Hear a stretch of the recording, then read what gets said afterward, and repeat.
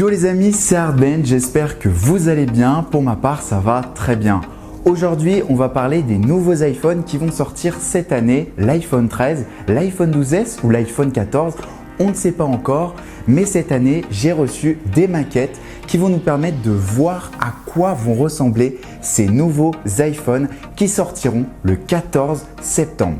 On regarde ça tout de suite, c'est parti.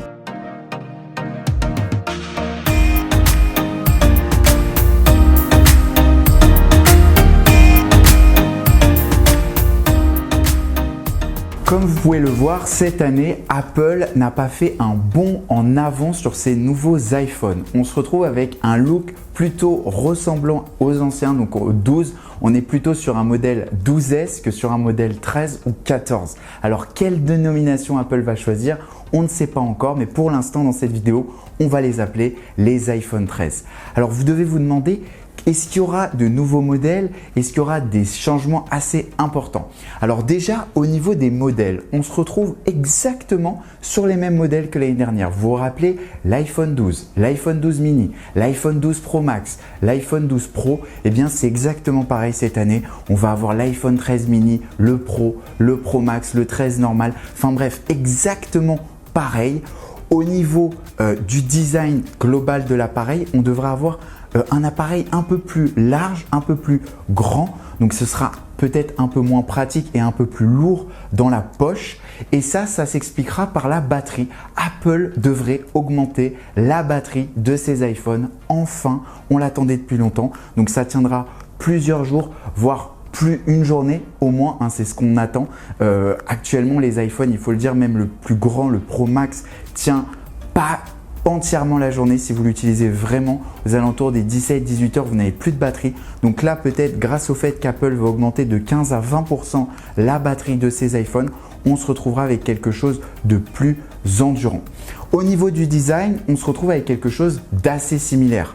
Au niveau des Pro et Pro Max, on aura des blocs photos avec des capteurs qui seront plus proéminents, donc un peu plus grands. Mais au niveau du design, on aura exactement la même forme des capteurs, c'est-à-dire deux capteurs, un en haut, un en bas, un sur le côté, et ce sera un peu plus gros. Pourquoi? Parce qu'Apple va améliorer cette année encore la photo. Donc avec des capteurs encore plus larges, on verra peut-être des photos encore de meilleure qualité. Pour l'instant, c'est encore des rumeurs. Mais en tout cas, ce qui se confirme, c'est que sur l'iPhone 13, on devrait avoir deux caméras qui seront en diagonale cette année. Alors pourquoi Apple a fait ça?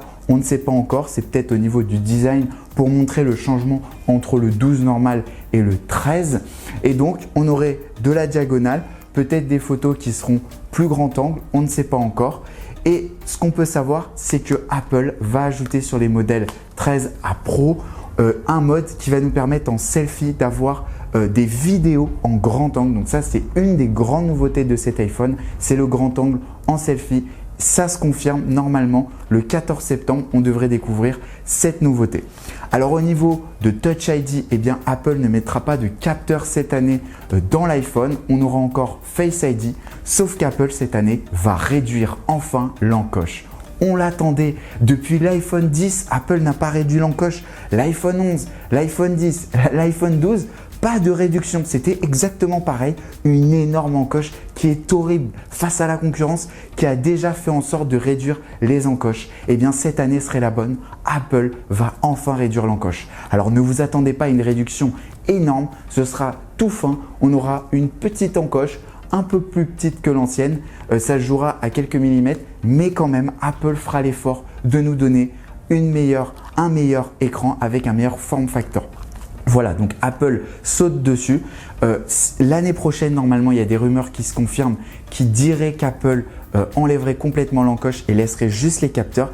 Mais pour l'instant, Apple n'est pas capable de le faire. Ils sont obligés de laisser pour Face ID le capteur. Et en parlant de Face ID, Apple devrait avoir une nouvelle fonctionnalité cette année avec Face ID qui vous permettrait de déverrouiller votre iPhone avec le masque. Donc ce serait tout nouveau. Face au Covid, Apple a mis à jour Face ID et devrait ajouter cette fonctionnalité qui est super cool car il faut le dire, avec le masque, à chaque fois on est obligé de mettre le code. C'est pas bien pratique.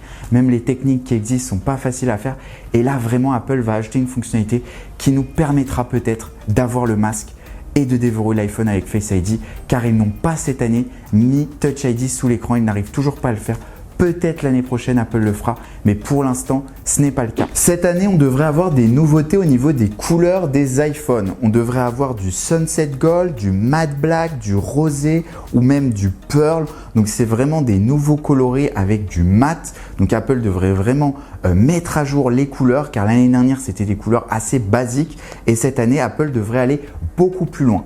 Au niveau des écrans, on reprend exactement les mêmes diagonales que l'année dernière, comme je vous l'ai dit, du 5,4 pouces sur le mini, sur le 13 et le 13 Pro du 6,1 pouces et sur le Pro Max du 6,7 pouces de diagonale.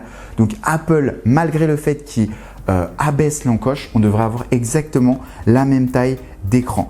Alors, il y a des rumeurs qui annonceraient, et ça c'est super cool, du 120 Hz au niveau des écrans. Alors, qu'est-ce que c'est? C'est le taux de rafraîchissement.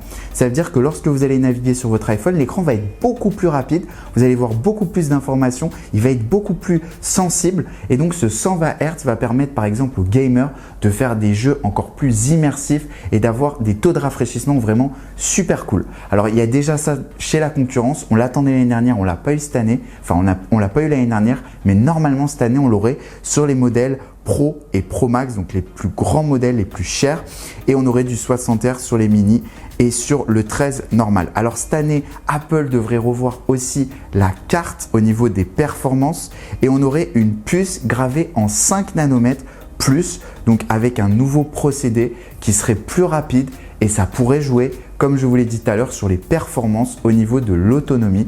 Donc, est-ce qu'Apple cette année jouera sur la puce, une puce nouvelle qui permettra d'avoir plus d'autonomie, ou est-ce qu'Apple rajoutera vraiment une grande batterie pour avoir plus d'autonomie? On ne le sait pas encore.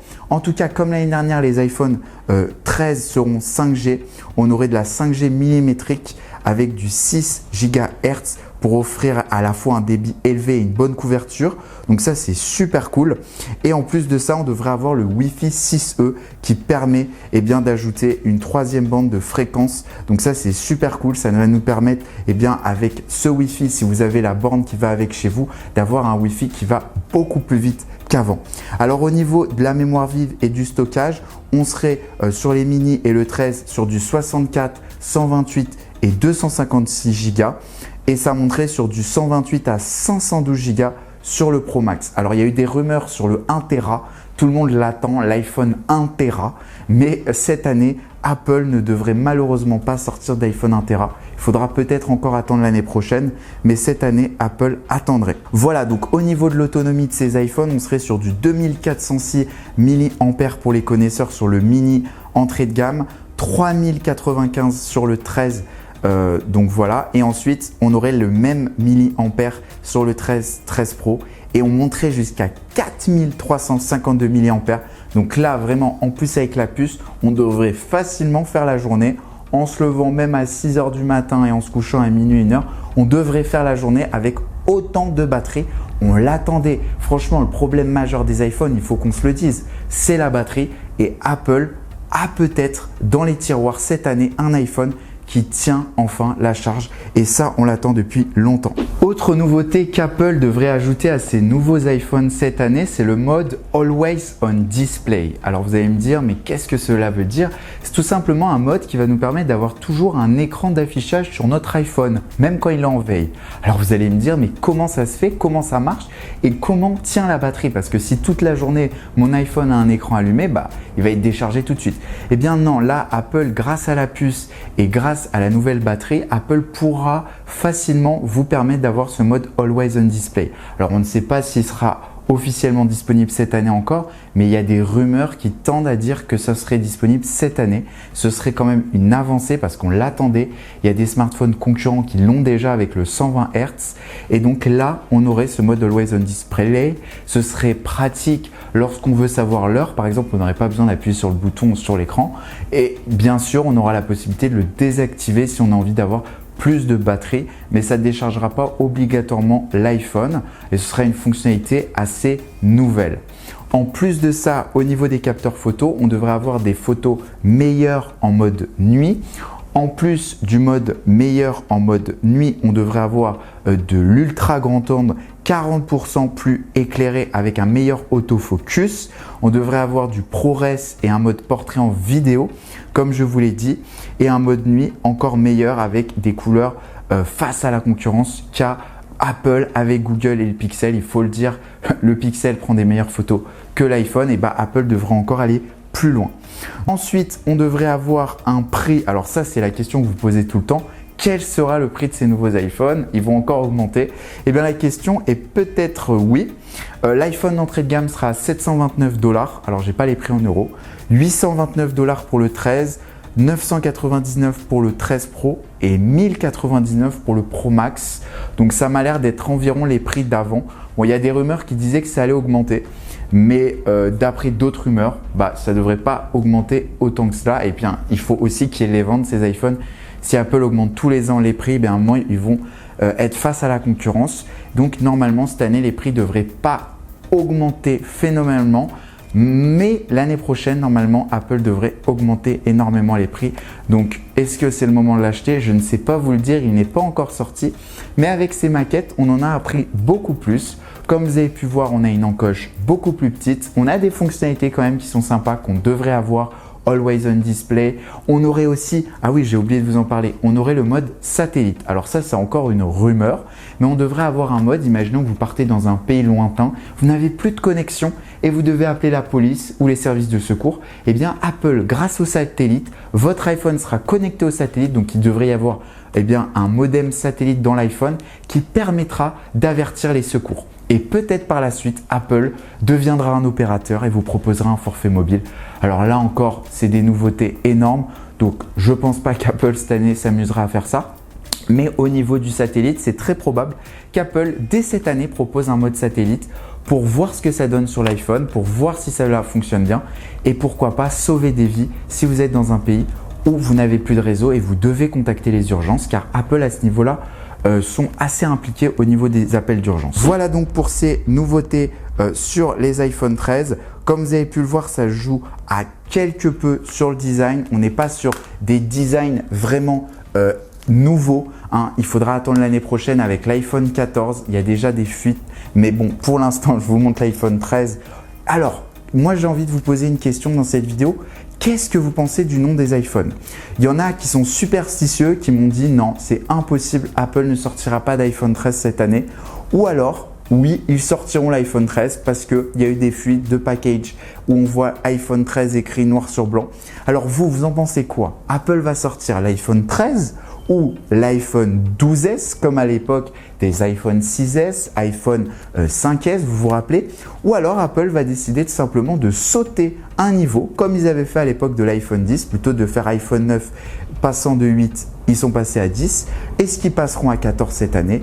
Eh bien, à vous de le dire. Dites-le moi dans les commentaires et que le meilleur gagne. Merci en tout cas. On a atteint les 200 000 sur la chaîne. Franchement, c'est énorme. Donc, je vous invite encore une fois à vous abonner à la chaîne si vous aimez le contenu. Et comme d'habitude, à laisser un gros pouce bleu. On se retrouve le 14 septembre. J'espère que les informations que je vous ai dit aujourd'hui sont les plus convaincantes et qu'Apple fera ce que j'ai dit. Mais en tout cas, on se retrouve le 14 septembre. Et jusqu'à là, n'oubliez pas de vous abonner à la chaîne. Ciao, ciao. Bye.